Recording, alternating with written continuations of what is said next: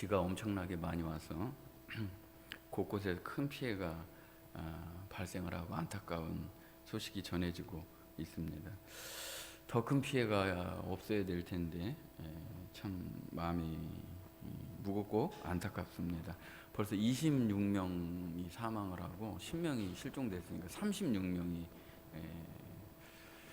지금 위태로운 상황이라는 그 뉴스를 보게 되었습니다. 우리가 어떤 목적지에 이렇게 가려고 집을 나갔습니다. 차를 타고 가다 보니까 지하도가 나와서 지하도에 진입을 했는데 앞에서 집채만한 흙탕물 덩어리가 그냥 몰려 들어오는 거예요. 30초 1분 만에 지하도가 완전히 다 잠겨버린 거예요. 거기에 버스도 있고 차도 있고 해서 10대 이상이 거의 갇혀버린 거예요. 이게 지금 어제 일어난 일이에요. 충북 오송 궁평 지하차도라는 데에서 일어난 일입니다. 살고 죽는 게 1분 만에 왔다 갔다 하는 거예요. 이 물의 압력이라는 게 차 문도 안 열려요. 그냥 꼼짝없이 정말 그렇게 되는 거거든요. 그러니까 하루하루 우리가 숨을 쉰다는 거, 아침에 눈을 뜬다는 거, 우리가 예배를 지금 이 시간에 드릴 수 있다는 거 참 감사해야 되고, 어려운 사람을 돌아보고 힘든 사람을 도와주는 게 얼마나 좋은 건지 감사한 건지 우리가 그걸 또 알게 돼야 될 거라 생각을 합니다. 제 아들이 이제 그 소방서에서 어제 아마 연락이 온 것 같아요. 소방본부겠죠. 그래서 이제 그 궁평 지하차도에 지하도 안에 천장까지 물이 타고 그 안에 이제 차가 들어 있는 거예요. 어떻게 구조하겠습니까? 실제로 여러분 지하도에 이렇게 파져 있는데 그 안에 들어가 있는 거예요. 그럼 뭐 특전사 중에서도 해난 구조 자격증 있는 사람이 고무보트를 타고 그 안으로 들어가는 거예요. 그러면 천장하고 물 수위 차이가 1m만 나도 들어가요. 근데 완전히 붙어 있으면 못 들어가잖아요. 잠수부만 들어갈 수 있는 거예요. 그래서 지금 그런 상황이라 오늘 아침 6시에 제가 알기로는 투입된 걸로 알고 있습니다. 그 뒤로는 이제 제가 소식을 못 들었기 때문에 어떻게 구조가 이루어지는지 예배를 당연히 못 드리고 이제 거기서 구조 작업을 하고 있는 걸로 그렇게 알고 있습니다. 여러분, 그 지하도 안에 잠깐 동안 내 자신이 갇혀 있다, 그렇게 생각을 한다면 정말 아무것도 안 보이고 정말 흙탕물 안에 우리가 갇혀 있고 그 차 문도 안 열리는 상황이라면 정말 힘들 것 같아요. 근데 영적으로 보면요, 예수님의 사랑의 빛이 없는 게 그런 지하도 안에 흙탕물 속에 갇혀 있는 것보다 사실은 더 아프고 힘든 거예요. 그러니까 육으로 얘기하면은 지하도에 갇혀 있는 게 너무 힘든 건데요, 영으로 보면은요, 우리 마음에 예수님의 생명의 빛, 예수님의 금방 찬송드린 사랑의 빛이 없다면 그거보다 더 암울하고 어둡고 무거울 수가 없다는 거예요. 그 충격을 가지고 우리는 오늘 이 말씀을 읽으면서 우리가 어떻게 나아가야 될지를 발견하는 은혜의 시간이 되었으면 좋겠습니다. 5절 말씀을 한번 보시면요, 우리가 그에게서 듣고 너희에게서 전하는 소식은 이것이니 곧 하나님은 빛이시라, 그에게는 어둠이 조금도 없으시다는 것이니라. 하나님은 빛이시다, 그에게는 어둠이 조금도 없으시다, 이렇게 말씀을 하십니다. 하나님은 빛이시다. 하나님 없이는 어떤 것도 알아볼 수 없는 게 하나님이셔요. 하나님이 우리 안에 계셔야지만 어떤 것을 볼 수 있는 눈이 비로소 열리는 거예요. 어둠이 물러가고 어둠은 다 드러나고 그 하나님의 빛으로 인하여 볼 수 있는 것이거든요. 그래서 예수님은 친히 이렇게 말씀하십니다. 요한복음 1장 9절에 보면 참 빛, 세상에 와서 각 사람에게 비치는 빛이 있었나니, 생명의 빛 되시는 생명의 말씀으로 계시던 그분이 생명의 빛으로 우리에게 오셔서 각 사람에게 비춰줬는데, 인생들은 어둠이 좋기 때문에 이 빛을 영접하지 않았다는 겁니다. 영접하는 자, 곧 그 이름을 믿는 자들에게는 하나님의 자녀가 되는 권세를 주셨다는 거예요. 그러니까 예수님을 영접하는 건 곧 믿는 거하고 하나예요.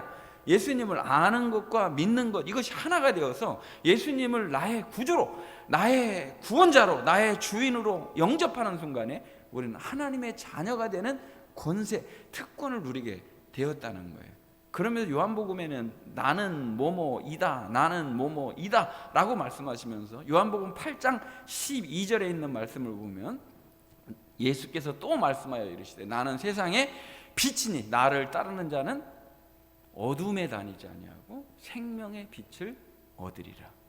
예수님이 우리에게 오신 것은 생명의 빛으로 오셔서 어둠에 다니지 않도록 진정한 생명의 빛으로 우리 안에 오셨다는 것입니다. 그 지금 이 말씀 요한일서 1장 5절부터 10절에 있는 말씀은 이 예수님을 영접하고 이 빛이 자기 안에 있는 사람들에게 지금 요청하는 말씀인 거예요. 그 빛은 6절에 있는 말씀을 연결해서 본문 6절에 있는 말씀을 보면 만일 우리가 하나님과 사귐이 있다 하고 어둠에 행하면 거짓말을 하고 진리를 행하지 아니함이거니와. 이게 만일 우리가 하나님과 사귐이 있다 하고 어둠에 행하면, 하나님과 사귐이 있다는 건 곧 어떤 뜻이라고요? 예수님을 생명의 빛으로 영접한 것을 의미한 거라는 거예요. 하나님과 사귄다, 그것은 예수님을 생명의 빛으로 영접해서 그 빛이 들어왔기 때문에 더 이상 어두움이 없다, 어두움이 없어야 된다라고 하는 걸 말씀을 하셔요. 그러면서 그 사람이 아직도 어두움 가운데 행하고 있다면 그것은 거짓말하는 것이고 진리를 행하지 않는 것이다 라고 말씀하고 계시는 것입니다. 지난주에 우리가 누려야 될 사귐이라는 제목으로 요한일서 말씀을 우리가 들었어요. 우리가 예수님과 사귀는 것이다. 예수님은 우리와 사귀기 위해서 오셨다. 그 기쁨이 우리가 충만해야 된다라고 말씀을 드렸는데 많은 분은 아니고 몇몇 분들이 굉장히 은혜 받았다 그런 얘기들을 하셨어요. 근데 저는 사실 은혜 받았다는 얘기보다는 굉장히 충격 받았다라는 말로 들려야 맞는 거거든요. 우리가 믿음 생활하는 거는 예수님과 사귀는 게 진짜 사귐의 관계가 돼야 되고, 말씀도 예수님과 사귀는 거고, 기도도 예수님과 사귀는 거고, 우리의 삶도 예수님을 현장에서 사귀는 사랑으로 섬기는 것이 돼야 되는데, 이게 이제 거의 처음 듣는 말씀으로 들었다라는 말씀들이 계셔서 저는 그것이 아니고 오늘 그거보다 더 충격적인 말씀은 무엇이냐면 충격을 받아야 된다라고 생각을 하는 거예요. 왜 그러냐면 이 말씀을 정리하면 어떻게 정리할 수 있느냐면 사귐은 예수님의 빛이 들어왔기 때문에 가능한 것이다. 무슨 말이냐? 하나님과 우리가, 예수님과 우리가 사귀려면은요, 이게 뭐 맞아야 되잖아요. 전혀 맞을 수가 없는 거예요. 여러분, 인간적으로 얘기를 하면 누구하고 사귀려고 그러면 대화가 돼야 될 거 아니에요. 뭔가 대화가 돼야 될 거 아니에요. 공유가 돼야 될 거 아니에요. 그런데 예수님이 우리와 사귀기 위해서 공유되는 것이 무엇이냐면 예수의 생명이 우리에게 들어오는 거예요. 그게 코이노니아예요. 생명의 공유가 이루어지는 게 코이노니아예요. 예수님의 빛이 우리 안에 들어오는 게 그게 코이노니아예요. 그래서 사귐이라는 거예요. 그러면 이 빛이 들어온 사람은요, 생명이 들어온 거고, 생명이 들어온 거는 빛이 들어오는 거예요. 그래서 세상의 빛이고 생명의 빛이라고 말씀을 해요. 더 나가서 보면은요, 이 생명은요, 사랑하게 하는 능력이라는 거예요. 이 빛이요, 하나님의 사랑의 빛이 우리에게 들어왔기 때문에 그 사랑으로 우리를 살게 하는 능력이 이 빛과 생명과 사귐이라고 말씀을 하고 계시는 것입니다. 그러니까 이 사랑이 있다는 것은 생명이 있다는 것이고, 요한일서를 이런 말씀이구나 하고 여러분이 요한일서 말씀을 듣고 이제 집에 가서 읽어보신 분들은 이 말씀에 정상적으로 얘기하면 큰 충격을 받아야 돼요. 예를 들어서 한번 설명을 해볼게요. 여러분, 이런 말씀을 읽을 때 나에게 충격이 되는지 안 되는지 한번 여러분이 들어보시길 바랍니다. 야고보서에 보면 이런 말씀이 있어요. 행함이 없는 믿음은 그 자체가 죽은 것이다. 충격이 됩니까, 안 됩니까? 그럼 나한테 행함이 없다면 내 믿음은 죽은 거야? 이렇게 여러분이 반응을 반드시 보이게 마련이에요. 그러면 요한 1서에 있는 말씀을 찾지는 않고 제가 그냥 설명을 드리면, 자, 사귐이 있는 사람은 빛 가운데 있기 때문에 더 이상 어두움에 행하지 않는다. 빛 가운데 있다고 하는 것은 그의 생명이 있기 때문에 형제를 사랑한다, 이렇게 나와요. 빛 가운데 있는 사람은 그에게서 무한정한 사랑이 나온다는 거예요. 그 사람은 하나님의 자녀다. 그게 빛 가운데 진리 가운데 있는 증거다, 이렇게 말씀을 하시는 거예요. 근데 반대로요, 그 마음속에 아직도 미움이 있다면 그 사람은 형제를 살인하는 자요. 내 안에 미움이 있다면 형제를 살인하는 자요. 그 사람은 아직 어두운 가운데 있다는 증거다. 그 안에 하나님의 사랑이 없다는 뜻이고 그 안에 진리가 거하지 않는다라는 뜻이라는 거예요. 충격적이지 않습니까? 나는 아직도 미움이 있는데, 그러면 나에게 있는 믿음은 내가 더 나가면 사랑이 없고 형제를 미워하는 자는 하나님의 자녀가 아니고 마귀의 자녀라고 이렇게 기록이 되어 있어요. 그럼 이 말씀의 잣대를 그대로 갖다 놓는다고 보면 내가 믿음이 있는 거야? 내 안에 사랑의 빛이 있는 거야? 내 안에 생명의 빛이 있는 거야? 난 아직도 용서하지 못하는 사람이 있는데, 난 아직도 맺혀 있는 것을 풀지 않는 것이 있는데, 난 아직도 미움 가운데 누구를 바라보는 게 있는데, 내 마음 가운데 어둠이 아직도 있어서 우울하고, 내 마음 가운데 형제를 미워하는 마음이 있고 원망하고 불평하는 마음이 남아있는데, 그럼 나는 마귀의 자녀라는 말이야? 이렇게 정상적인 충격을 받아야 된다. 그뿐만 아니라 조금 난 사람이죠. 이 말씀을 읽고 마음이 무거워져요. 자기 자신을 정죄해. 나는 하나님 어쩌란 말입니까? 나 같은 거를 어떻게 해야 됩니까? 자책하게 된다는 거예요. 그럴 때 어떻게 해야 되는가? 이런 거에 대한 대답을 오늘 요한일서는, 이런 문제들이 어떤 문제인가, 어떻게 해야 되는가. 그러니까 야고보서와 이 요한일서는요, 내가 예수를 믿는다면, 내가 예수님과 사귐이 있다면, 내 안에 생명의 빛이 있다면 어떻게 사는 것이 정상적인 반응인가, 어떻게 살 것인가의 문제를 아주 구체적이고 실제적으로 기록한 말씀이라는 거예요. 이게 다른 관점으로 이제 요한일서가 읽어지시고 보여지시나요? 들려지시나요? 이렇게 엄한 말씀인데 그 말씀을 누가 전하고 있느냐 하면 사랑으로. 한편에는 정말 이 장마철의 천둥 번개보다도 더 엄청난 우레소리와 같이, 그러나 사랑으로 이 말씀을 전해주고 있다는 거예요. 그래서 여기 보면은요, 아주 여러 가지 그 문법적 상황들이 나오는데 쉽게 요약을 하면요, 5번의 만일이 나와요. 여러분 영어 공부할 때 가정법, 과거, 현재 이런 거 많이 들어보셨잖아요. 우리는 뭐 그런 얘기 하는 사람들이 아니니까 만일 이렇게 5번 만일이 나온다는 거예요. 2장 1절까지. 큰아들은 이제 특전사에서 그 사람을 지금 구조하러 갔고, 우리 막내 아들은 공교롭게 오늘 제대예요. 우리 은성이가 오늘 제대인데, 그 이제 월급 받은 거를 뭐 적금 들고 이렇게 해서 모아가지고 아주 그 오래된 그 우리 집에 있는 세탁기를 엄마를 위해서 마지막 휴가 나와서 엊그저께 바꿔 줬어요. 근데 가전 제품을 이렇게 사잖아요. 가전 제품을 사면 반드시 따라오는 게 하나가 있어요. 그게 뭔지 아세요? 제품 사용 설명서 이게 따라오는데 제일 뒤쪽에 보면은 재밌는 것이 나와요.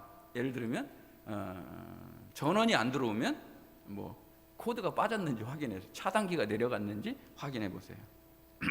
또 소음이 심하면 밑에 고임이 뭐 잘 됐는지, 코드가 어떤 코드가 뜨면 이게 고장인지 아닌지, 이럴 때는 꼭 고객센터 AS센터에 바로 연락을 주셔야 됩니다 하는 내용이 나와요.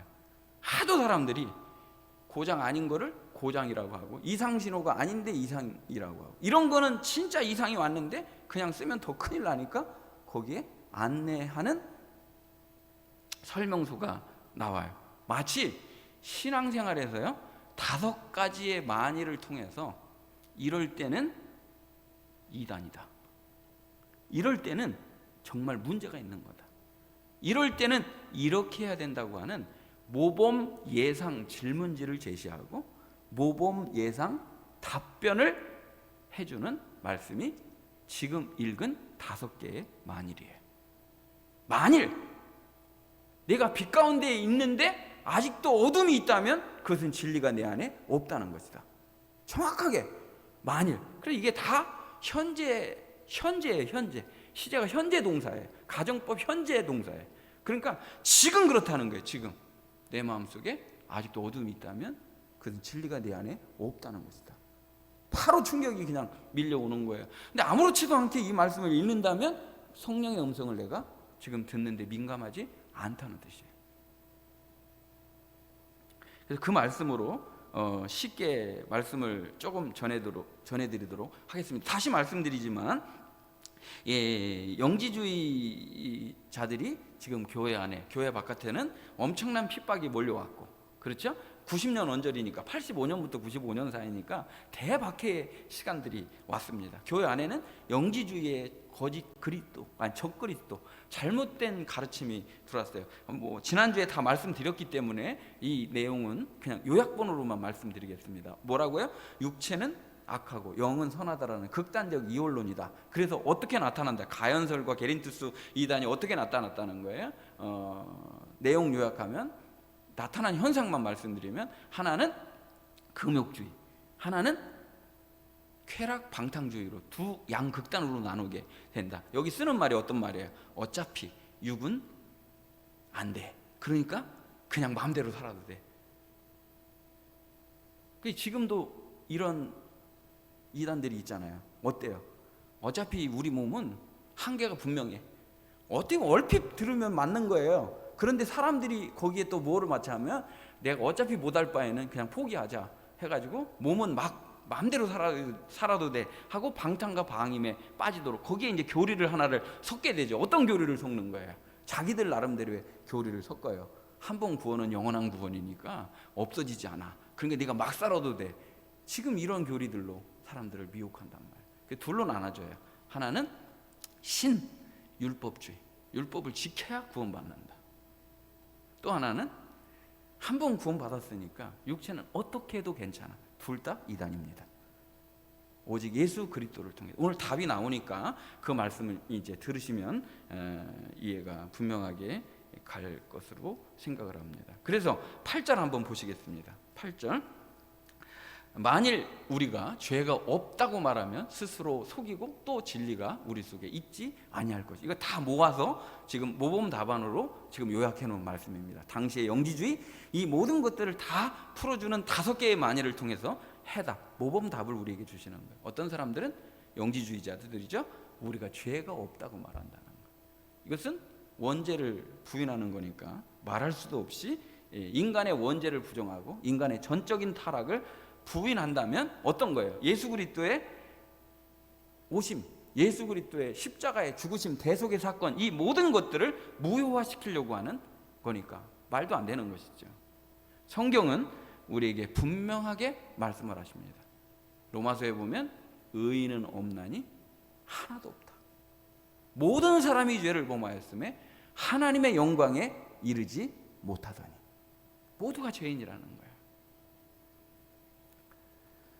이 말씀은 완전히 잘못된 거라는. 우리는 전적으로 타락했기 때문에 의를 행할 능력이 없다. 예수 그리스도 안에서 그분의 용서를 통해서만 새 생명을 얻을 수 있는 것이지, 우리 자신이 어떤 노력을 기울여서 어떤 행위로 인정받을 수 있는 길은 없다는 거예요. 다른 이로서는 구원을 얻을 수 없나니 천하 인간의 구원을 얻을 만한 다른 이름을 우리에게 절대로 주신 일이 없다는 거예요. 오직 구원자는 예수 그리스도 한 분이시라는 거예요.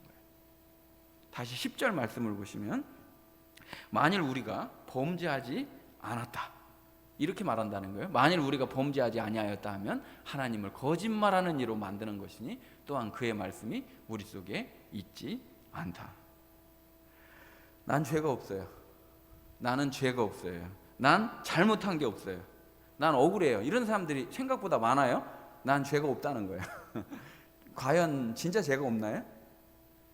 진짜 내가 죄를 안 졌나요? 다 이제 맨 마지막에 들으셔야 돼요. 이거 중간만 얘기하면은 이제 설교가 오해가 될 수가 있어요. 예, 난 진짜 죄가 없느냐는 거예요. 난 잘못한 게 없다. 난 억울하다.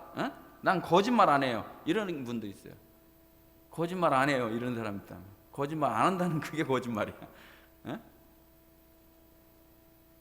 그래서 에레미야 17장 9절에 있는 말씀을 보면, 에레미야 17장 9절에 있는 말씀을 보면 인간의 내면이 얼마나 추악하고 더러운지를 만물보다 거짓되고 심히 부패한 것이 인간의 마음이라 누가 능히 이를 알리오만. 은혜 받은 사람, 정말로 이 세상에 생명의 참 빛으로 오신 예수님이 들어갈 때에만 내 자신이 얼마나 부패하고 타락하고 구원받아야 될 자인지, 예수님 없으면 살 수 없는 자인지를 알게 된다는 거예요.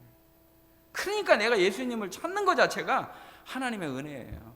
내가 의로, 난 괜찮아, 나는 다른 사람보다 떳떳해, 이건 이미 하나님의 은혜가 떠난 자예요.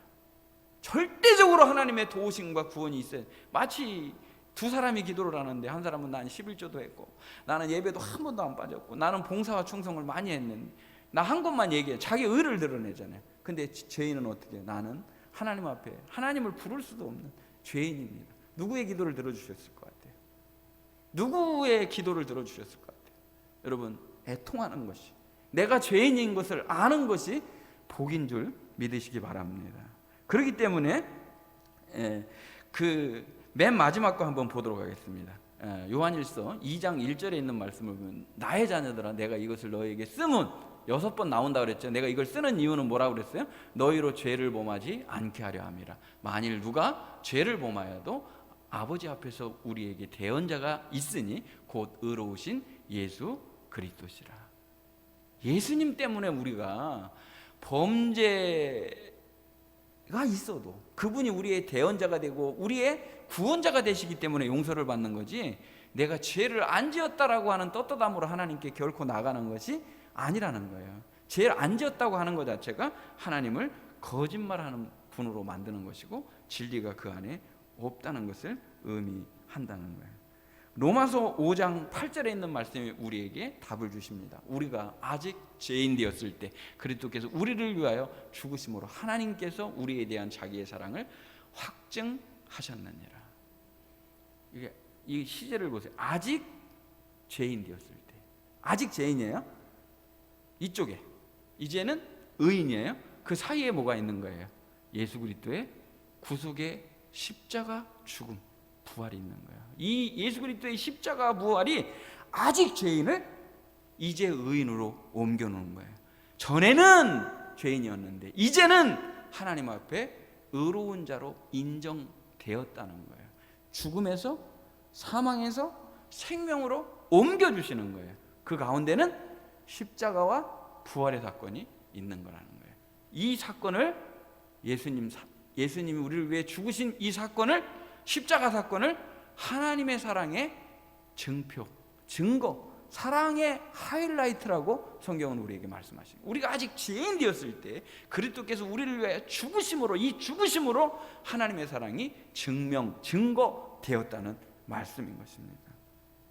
로마서 6장 4절에 보면 그 죽으심의 목적을 이렇게 말씀하죠. 그러므로 우리가 그의 죽으심과 합하여 세례를 받음으로 그와 함께 장사되었나니 이는 아버지의 영광으로 말미암아 그리스도를 죽은 자 가운데서 살리신과 같이 우리로 또한 새 생명 가운데 행하게 하려 함이니라. 이 말씀은요, 예수 그리스도의 죽으심과, 우리가 세례 받는 것은 예수 그리스도의 죽으심과 연합하는 것이고, 그리고 예수 그리스도의 부활과 연합해서 새 생명으로 살게 하는 은혜를 말씀해 주시는 거예요. 그게 참포도나무의 비유와 같은 거예요. 예수님에게 젖붙임 바 되고 예수님께 절대 떨어지 않는, 예수님께 착 달라붙는 예수님 안에, 내가 예수님 안에, 예수님이 내 안에 있는 그것을 통해서 새 생명 가운데 사는 은혜로 우리가 사는 것이다. 그래서 베드로전서 2장 24절에 있는 말씀을 보시면요, 친히 나무에 달려 그 몸으로 우리 죄를 담당하셨으니 이는 우리로 죄에 대하여는 죽고 의에 대하여 살게 하려 하심이라. 그가 채찍에 맞음으로 너희는 나음을 얻었도다. 이것이 이사야 53장에 있는 말씀에 예수님의 제자, 예수님의 해석을 그대로 다른 거예요. 그러니까 예수님께서 죽으심은, 십자가의 죽으심은 죄에 대하여는 죽고 의에 대하여 살게 하시기 위해서 우리 선언해야 된다는 거예요. 예수 그리스도와 나는 십자가에 못 박혔다. 죄에 대하여는 죽었다. 다시는 죄로 살지 아니하고 예수님과 함께 새 생명으로 의로 살아가야 된다는 것을 선언할 것을 우리에게 말씀하는 말씀인 것입니다. 다시 6절 말씀을 이제 보세요. 오늘 본문 6절. 만일 우리가 하나님과 사귐이 있다 하고 어둠에 행하면 거짓말을 하고 진리를 행하지 아니함이거니와. 이제 이 말씀이 어떻게 여러분 읽어지시나요? 이제 이해가 되시나요? 우리가 예수 그리스도와 사귐이 있다라고 하는 것은 예수 그리스도의 죽으심과 연합하고 예수님의 부활과 연합해서 죄에 대하여는 죽고 의에 대하여 살 수밖에 없는 존재로 새로 지음받았다는 것을 믿는 것을 말하는 거예요. 이게 굉장한 건데 여러분 이게 들려야 되는데, 예? 그러니까 내가 뭐 좀 도를 닦아가지고요, 예를 들면 노력을 해가지고요, 의지가 강해가지고요, 전부 다 내가 나은 사람이 되는 거, 그런 측면을 말하는 게 결코 아니라는 거예요. 당연히 우리 노력하죠. 예수 그리스도 안에서 노력하죠. 근데 그런 노력으로 되는 것이 아니라 예수 그리스도의 죽으심, 예수 그리스도의 부활, 그 빛이 우리에게 들어옴으로 말미암아 그분과 내가 생명의 관계가 이루어졌다는 거예요. 그 빛이 나를 인도하고 그 빛이 나의 갈 길을 밝히고 그 빛이 인도하는 대로 살아가는 거. 그래서 나는 죄에 대하여는 죽고 의에 대하여 살 수밖에 없는 존재인지를 선언하고 그 길을 걸어가는 거. 그래서 7절 말씀을 보세요. 연결해서 7절. 그가 빛 가운데 계신 것 같이 우리도 빛 가운데 행하는 삶. 우리가 서로 사귐이 있고 그 아들 예수의 피가 우리를 모든 죄에서 깨끗하게 하실 것이요. 지금 이걸 말씀하시는 거잖아요.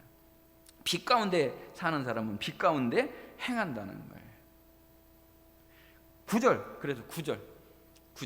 만일 우리가 우리 죄를 자백하면 그는 미쁘시고 의로우사 우리 죄를 사하시며 우리를 모든 불의에서 깨끗하게 하실 것이요. 깨끗하게 하실 것이요. 자, 우리가 죄를 안 지어야 되는데, 아까 말씀드린 대로 죄를 안 지어야 되는데 육신에 거하는 동안 죄를 전혀 안 질 수가 없다는 거예요. 그럼 그 문제는 어떻게 해결하느냐? 9절에 있는 말씀대로 그것을 자백하는 거예요. 그러면 이제 회개하고 자백의 차이가 나오는데, 회개는 목욕하는 거로 비유를 하고 자백은 매일매일 발을 씻는 걸로 그렇게 이해를 하시면 되겠습니다. 여러분, 목욕을 했어요. 예수 그리스도 이제 회개도 오늘 아침에도 그런 질문이 나왔는데, 똑같은 질문을 똑같은 회개를 계속하면 그건 안 되죠. 여기서 말하는 죄는 반복적이고 습관적인 죄를 말하는 것이 아니라 우리가 실수로 지은 죄를 말하는 것이죠. 그러면 이 죄의 문제를 매일같이 우리가 샤워를 하고 발을 닦는 것처럼 우리의 죄를 예수 그리스도께 고백하고 그의 피로 용서받는 거, 그것이 왜 중요하냐? 여러분, 어떤 사람은 이렇게 말을 해요. 매일 똑같은 거, 매주일마다 내가 이거 똑같이 하는 것도 참 그래요 라고 말하는 거예요. 여러분, 또 저녁 때 되면 더러워질 걸 뭐하러 씻어요? 씻어야 된단 말이에요. 그럼 저녁 때 되면 또 배고파질 텐데 뭐하러 밥을 또 먹어요? 여러분, 다른 거예요. 그거는요, 중요한 게 있습니다. 아주 중요한 게 있어요. 그것은 내가 지금 빛 가운데 있다고 하는 것은 죄에 대하여 그만큼 지을 수 없다는 것에 민감한 상태에 놓여 있다는 뜻이에요. 예를 들어서 전에 아무렇지도 않게 짓던 게 이미 빛이 있기 때문에, 예수님의 빛이 들어왔기 때문에 그걸 할 수가 없는 상태를 내가 느낄 때 감사가, 그리고 그것을 행했을 때 오는 괴로움이 말도 못하게 크게 느껴져야 빛 가운데 있는다는 뜻이에요. 이해가 되실 거예요. 근데 우리 주님은 얼마나 좋은 분이신지 제가 새벽에 기도하는데 이런 말씀을 주셔요. 그래서 말씀을 찾아보니까 그 말씀이 그 언저리에 있더라고요. 시편 30편 5절에 있는 말씀을 보면요, 그의 노여움은 잠깐이요 그의 은총은 평생이로다. 저녁에는 울음이 깃들일지라도 아침에는 기쁨이 오리로다. 얼마나 우리가 죄책감에 시달리고 우리가 죄의 노예 멍에 시달리지 않아도 되는 이유는 하나님의 사랑이 얼마나 큰지, 그의 노여움은 우리가 죄를 고백하고 자백하면 그걸 다 용서해 주셔서 씻은 듯이 없었던 걸로 노여움은 잠깐 거두시고 그의 은총은 평생이라는 거예요. 그 어젯밤에는 내가 눈물 속에 잠들었는데 오늘 아침에는 기쁨의 아침으로 예수님과 함께 눈을 뜨는 복을 우리에게 주시는 줄로 믿습니다. 하나님 그렇게 좋은 분이라는. 그래서 다윗은 고백합니다. 그의 선하심과 인자하심이 정녕 나를 따르리니. 우리에게 하나님의 선하심과 인자하심이 날개처럼 따라 평생 동안 그분의 선하심과 인자하심이 우리를 날개처럼 우리를 안아주시고 우리를 펴서 날게 해주시고 우리의 가는 길을 인도해 주시는 분이 그분의 선하심과 그분의 인자하심이라고 말씀해 주시는 것입니다. 믿음 생활이 얼마나 신비스러운 건지 잠깐 말씀을 드리면요, 믿음 생활한다는 거는요, 애통의 눈물과 기쁨의 노래가 동시에 있는 거예요. 이게 어떻게 두 개가 동시에 공존할 수 있죠? 근데 믿음 생활을 해본 분들은 다 애통의 눈물이에요. 정말 주님께 나 같은 죄인이라고 하는 눈물이 있고요, 또 하나는요, 날 구원해 주신 주님에 대한 감사와 감격의 노래가 있어요. 두 가지가 동시에, 마치 십자가와 부활이 동시에 이루어지는 사건인 것처럼 주님 저 같은 죄인을 용서해 주시옵소서, 애통의 눈물이 있고요, 주님 저 같은 죄인을 받아주셔서 감사합니다는 기쁨의 탄성과 노래가 있는 것이 믿음 생활이에요. 이 예배는요, 눈물이 있고 기쁨이 있고 두 가지가 동시에 있어야 돼요. 근데 이 정죄를 받는데 내 죄 때문에 막 괴로워하는 것만 있어서는 안 돼요. 그걸 반드시 예수님 안에서 해결하고 기쁨으로 감사로 나아가는 기쁨의 혼인잔치가 있어야 된다는 거예요. 예배가 무겁다, 이건 비정상적인 거예요. 예배가 기쁘기만 하고 눈물이 없다, 이것도 비정상적인 거예요. 두 개가 동시에 있는 게 우리 믿음 생활이 돼야 돼요. 나 자신을 볼 때는 너무나 소망이 없고 너무나 무가치한 존재인데 내 안에 계신 예수님의 그 빛 때문에 내가 일어서는 것, 이것이 은혜인 줄로 믿습니다. 제가 이걸 어떻게 좀 쉽게 우리 믿음 생활에 적용할 수 있을까, 이 문제를 고민을 하는데 하나님께서 경외라는 말을 저에게 떠오르게 하셨습니다. 그 말씀이 잘 해석되어 있는 단어가 신명기 10장 12절에 있는 말씀입니다. 이스라엘아, 내 하나님 여호와께서 내게 요구하시는 것이 무엇이냐? 곧 내 하나님 여호와를 경외하며 그의 모든 도를 행하고 그를 사랑하며 마음을 다하고 뜻을 다하여 내 하나님을 섬기고 라고 말씀합니다. 이게 하나님을 경외한다는 뜻이래요. 이 단어 그러니까 신명기 10장 12절을 말씀은 우리 신앙생활을 어떻게 해야 되는지를 가르쳐 주셔요. 거기에 경외한다라는 말이 나오는데 야레라고 하는 말입니다.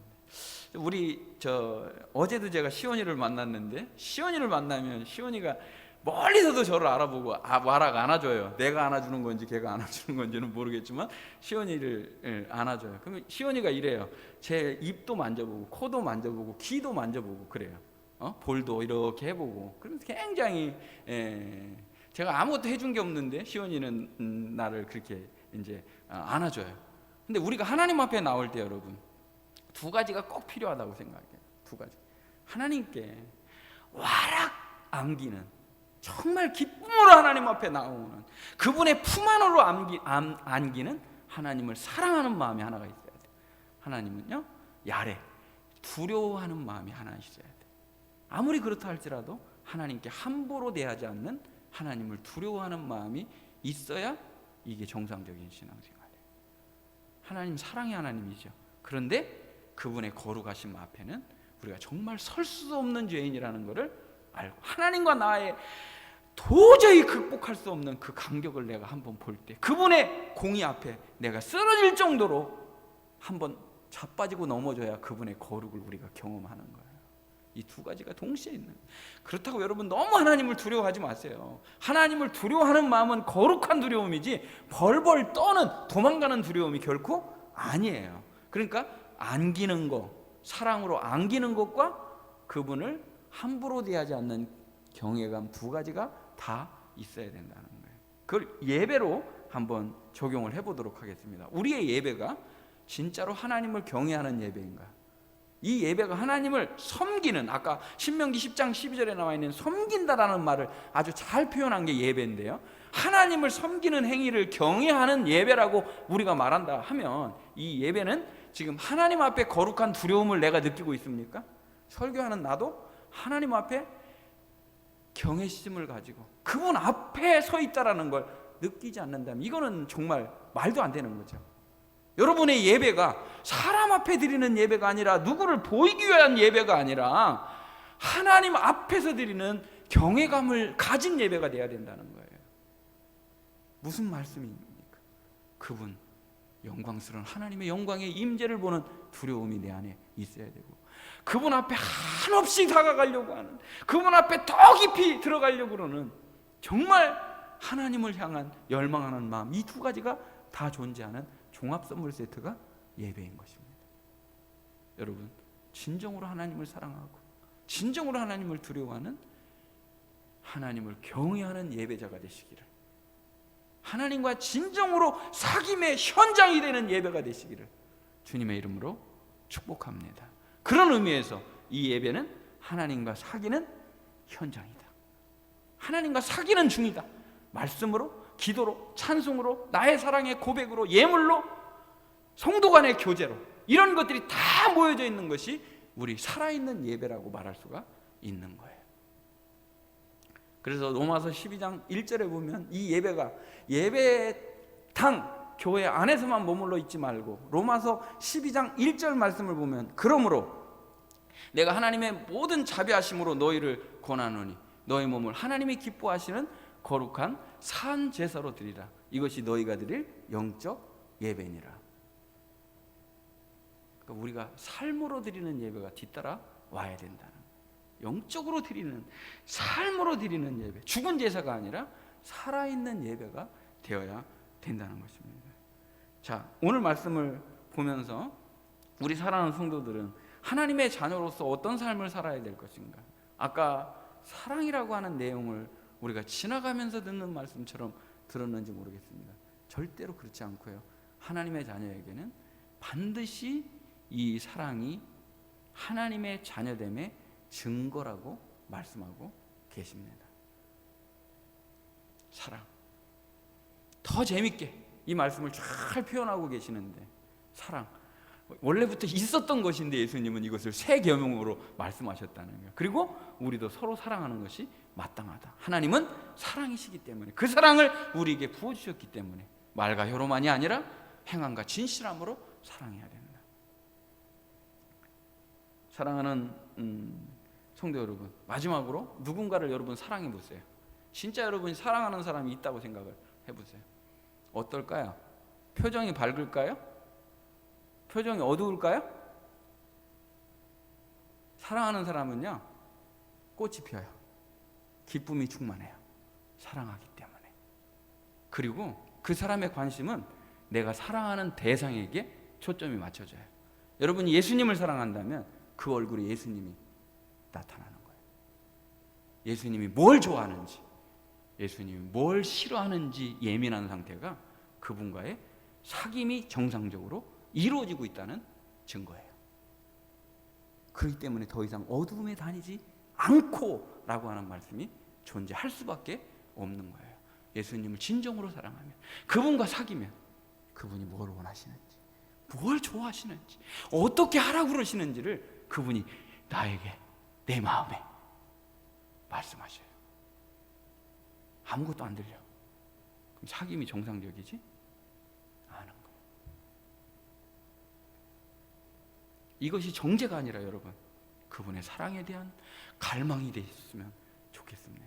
우리는 빛으로 살아가는 하나님의 자녀들입니다. 너희는 세상의 소금과 빛이라 말씀하시면서 마지막 빌립보서 2장 15절에 보면 이는 너희가 흠이 없고 순전하여 어그러지고 거스러지 이런 세대죠. 지금이 그런 세대 가운데서 하나님의 흠없는 자녀로 세상에서 그들 가운데 빛들로 나타나야 된다. 빛들로 살아가야 된다. 어떤 빛일까요? 생명의 빛, 사랑의 빛으로. 오늘 이 말씀이 여러분에게 마치 지금 성도들이 생활하면서 빛과 어둠의 중간에 살아가는 것처럼 살아가는, 이것도 아니고 저것도 아닌 삶이 아닌 진정한 생명의 빛 되시는, 사랑의 빛 되시는 그 예수님으로 살아서 더 이상 어두움에 존재하지 아니하고 빛으로 살아가는 저와 우리 성도들이 되기를 주님의 이름으로 축복합니다. 하나님 감사합니다. 오늘 귀한 말씀, 빛과 어둠의 중간은 없습니다. 우리가 그 중간을 택하려고 하는 사람이 여기 명분은 하나님의 자녀이고 삶은 어둠이라면 내려놓게 하시고 회개하게 하시고 죄에 대하여는 죽고 의에 대하여 사는 새 생명 얻은 자로서 예수님의 생명의 빛으로 살아가는 은혜가 임하게 하여 주시옵소서. 예수님을 사랑하는 증포가 사랑으로 나타나게 하시고 그 얼굴에는 한없이 예수님을 사랑하는 기쁨과 그분의 원하신 가운데 거하는 충만한 기쁨과 감사가 있는 빛과 같은 얼굴들로 변화되는 저희들이 되게 하여 주시옵소서. 그래서 하나님을 경외하는 예배, 그리고 삶의 현장에서 사랑으로 그것을 표현해내는 우리의 삶이 되도록 저희를 인도해 주시고 도와주시기를 원합니다. 영광 받아 주시옵소서. 예수님의 이름으로 기도하옵나이다. 아멘.